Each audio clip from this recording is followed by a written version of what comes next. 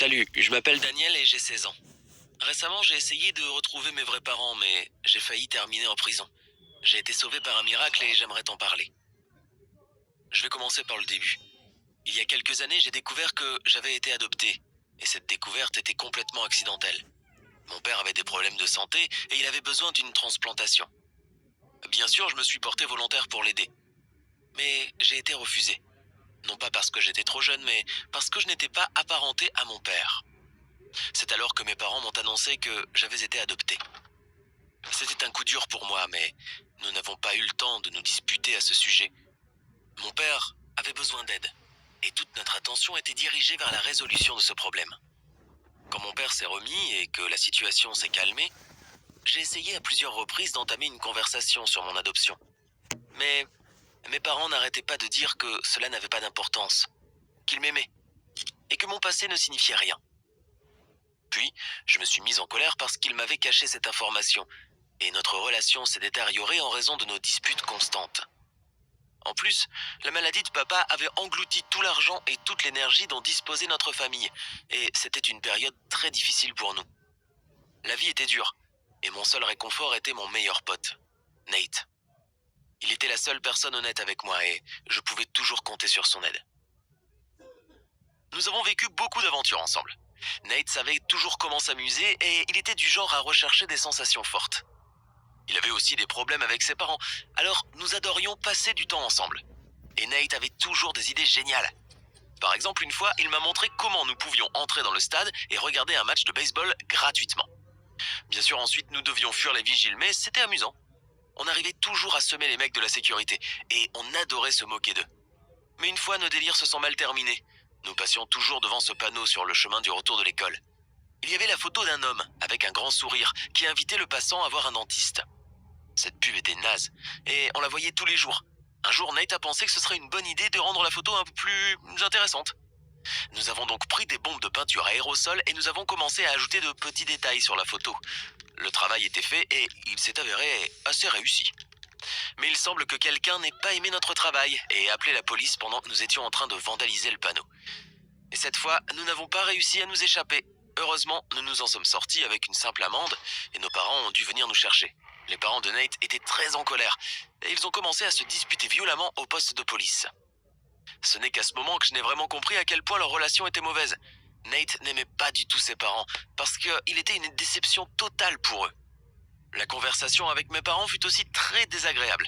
Ils étaient vraiment en colère contre moi et ils m'ont dit qu'ils ne m'avaient pas élevé comme ça. Leurs paroles m'ont blessé et je me suis vraiment fâché. J'avais tellement de colère en moi que j'ai commencé à leur crier dessus qu'ils n'étaient pas mes vrais parents et qu'ils ne se souciaient pas de moi. Mais ce qui m'énervait le plus était le fait qu'ils me cachent la vérité à mon sujet. Alors j'ai pété un plomb, j'ai crié, hurlé, je les ai insultés. Ça les a vraiment bouleversés et ils ont finalement décidé de tout me dire. Mes vrais parents étaient très jeunes quand ma mère est tombée enceinte de moi. Et ils ont compris qu'ils ne pouvaient pas avoir d'enfants parce qu'ils avaient tous les deux des ambitions et des projets d'avenir. Ils avaient commencé à monter une entreprise et ne pouvaient pas se permettre d'avoir un enfant à charge. Ils cherchaient donc un moyen de sortir de leur situation. Et leur solution a été mes parents adoptifs. Ma mère adoptive ne pouvait pas tomber enceinte, alors ils étaient heureux d'adopter un enfant. Et juste après ma naissance, ils m'ont emmené dans leur maison. Je ne comprenais pas leur logique. Pourquoi avaient-ils adopté un enfant pour grandir dans cette pauvreté? Et pourquoi me l'avoir caché? Je n'arrivais pas à me calmer et je suis allé dans ma chambre pour essayer de comprendre. Mais ensuite, j'ai eu une autre idée. Je me suis demandé quel genre de personne il fallait être pour abandonner son propre bébé. À quoi pensaient mes parents biologiques? Je voulais vraiment les trouver et les regarder dans les yeux. J'en ai parlé à Nate. Il a trouvé que c'était une excellente idée et il m'a donné quelques conseils. Il existe de nombreux services sur Internet qui t'aident à trouver des informations sur tes parents biologiques. Il en avait d'ailleurs utilisé un, dans l'espoir de découvrir que ses parents n'étaient pas sa vraie famille. Oui, ses problèmes relationnels avec sa mère et son père étaient beaucoup plus compliqués que les miens. Quoi qu'il en soit, j'avais juste besoin de quelques informations et j'ai demandé à mes parents. J'ai donc réussi à obtenir les noms et prénoms de mes parents biologiques et la ville où ils vivaient. Puis je les ai trouvés sur Facebook, j'ai regardé leurs photos et j'ai vu la maison dans laquelle ils vivaient. On aurait dit qu'ils avaient beaucoup d'argent, parce que la maison était immense. Sur une de leurs photos Facebook, il y avait un petit panneau avec leur adresse. J'avais maintenant toutes les informations dont j'avais besoin. Il me suffisait de demander de l'argent à mes parents pour un ticket de bus. Mais ils furent vraiment alarmés par ma requête. Ils pensaient que j'allais faire quelque chose de mal et ils m'ont interdit d'y aller. Mais j'avais déjà fait un excellent travail. Je n'allais pas m'arrêter en si bon chemin. Nous sommes donc disputés, puis j'ai claqué la porte et je suis parti. Je ne pouvais pas quitter la ville sans aide, alors je me suis tourné vers Nate. Comme je m'y attendais, il m'a soutenu et m'a proposé un plan. Il pouvait prendre la voiture de ses parents et nous pourrions aller chez ma mère et mon père biologique. Ce serait notre nouvelle aventure.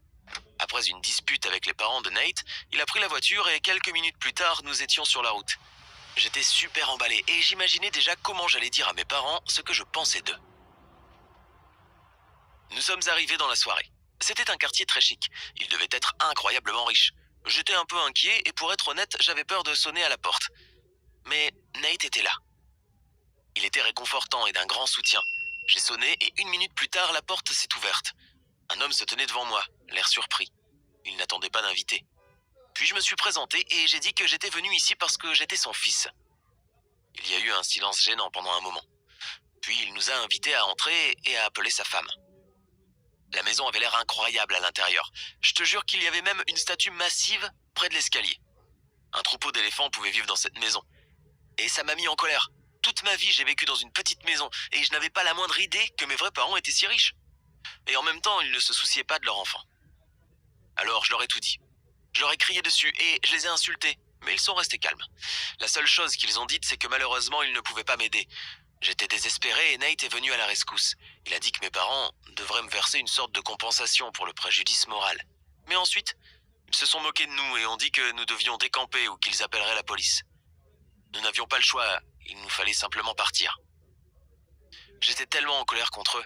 Comment pouvaient-ils dire cela de leur propre fils? Non, je n'allais pas laisser passer ça. Ils devaient payer pour ce qu'ils avaient fait.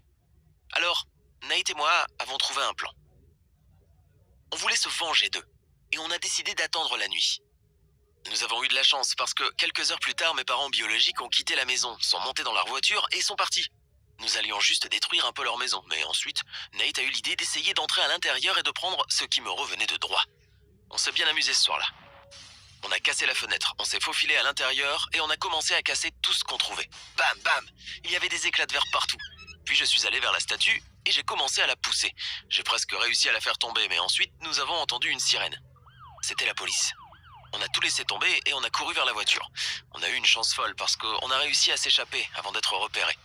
Non, nous n'avons pas eu le temps de voler quoi que ce soit, mais la pression avait été relâchée. Et nous avons repris la route de la maison avec un grand sentiment de satisfaction. Mais après quelques heures, notre plaisir a vite pris fin. Ma mère m'a appelé en larmes. La police est venue chez nous et a commencé à poser des questions sur moi. Je suppose que mes parents biologiques ont vite compris que c'était nous et ont tout raconté à la police. C'était fini. À ce moment, j'ai compris ce que nous avions fait et que nous ne pouvions pas échapper à notre châtiment. La seule façon de nous en sortir était de nous rendre et de nous préparer à assumer les conséquences de notre délit. Nous avons ensuite traversé beaucoup de choses désagréables. J'ai été arrêté et j'ai vu toute la frustration de mes parents. C'était un sentiment terrible. Ils avaient raison quand ils m'avaient interdit d'aller chez mes parents biologiques. J'aurais dû les écouter. Nous avions causé des milliers de dollars de dégâts et nous pouvions aller en prison. Mais soudain, j'ai été libéré et on m'a dit que les charges étaient abandonnées.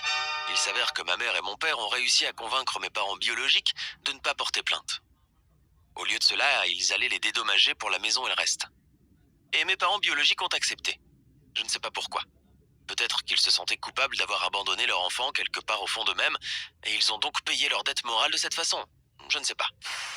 À présent, je vais passer les prochaines années à travailler dur pour rembourser la dette de mes parents. Mais la principale chose que j'ai réalisée, c'est qu'ils sont les personnes les plus précieuses de ma vie, même s'ils ne sont pas mes parents biologiques. Les parents de Nate sont ses vrais parents, mais ils ne l'aiment pas autant que mes parents adoptifs même. Je voulais tellement retrouver mes parents biologiques que j'ai failli perdre ma vraie famille. Ce sont des gens merveilleux et je suis sincèrement désolé de leur avoir fait ça. Je les aime si fort et je vais essayer de me rattraper.